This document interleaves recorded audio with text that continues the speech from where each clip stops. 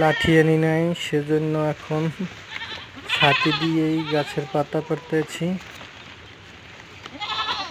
ছাতি দিয়ে পাড়তেছি, ছাতি দিয়ে পারলাম।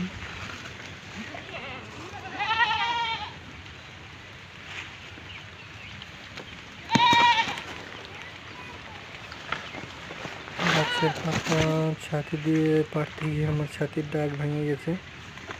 আর আমার যে বাহিনী এখন পাতা খাচ্ছে, কারণ প্রচণ্ড পরিমাণ বৃষ্টিতে ভিজে ছাতি দিয়ে পাতা পেরে দিচ্ছি।